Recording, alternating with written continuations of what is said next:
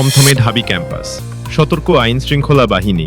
ঢাকা বিশ্ববিদ্যালয়ের ডাকসু নির্বাচন ঘিরে সারাদিন শান্তিপূর্ণ পরিবেশ বিরাজ করলেও মঙ্গলবার সেপ্টেম্বর সন্ধ্যার পর ফলাফল প্রকাশের অনুষ্ঠানকে কেন্দ্র করে ক্যাম্পাসে থমথমে পরিস্থিতি দেখা দেয়। বিকেল গড়াতেই দুয়েল চত্বর, শাহবাগ, টিএসসি, নীলক্ষেত ও নিউমার্কেট এলাকায় অবস্থান নেয় বিএনপি, জামায়াত সহ বিভিন্ন রাজনৈতিক দলের নেতাকর্মীরা। এতে পুরো এলাকা জুড়ে টান টান উত্তেজনা সৃষ্টি হয়। সরেজমিনে জানা যায়, সন্ধ্যার পর থেকেই বিএনপি এবং জামায়াতের দুই গ্রুপ নীলক্ষেত এলাকায় অবস্থান নিতে থাকে।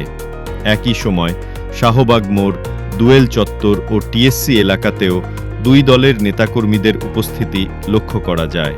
ফলে বিশ্ববিদ্যালয় ক্যাম্পাস ও আশপাশের এলাকায় অস্বস্তিকর পরিবেশ বিরাজ করছে। এ সময় ছাত্রদলের ভিপি প্রার্থী আবিদুল ইসলাম আবিদের নেতৃত্বে ভোট কারচুপির অভিযোগ তুলে বিক্ষোভ মিছিল হয়। আবিদ অভিযোগ করেন, ডাকসু নির্বাচনে ভোট ডাকাতি ও অনিয়ম হয়েছে। তার সমর্থকরা প্রশাসনের বিরুদ্ধে জামায়াতি প্রশাসন স্লোগানও দেন।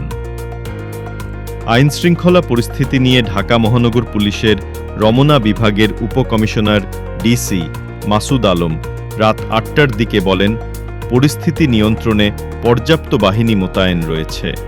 সন্দেহভাজন যানবাহনে তল্লাশি চলছে এবং যে কোনো অনাকাঙ্ক্ষিত পরিস্থিতি মোকাবিলায় পুলিশসহ অন্যান্য বাহিনী প্রস্তুত রয়েছে।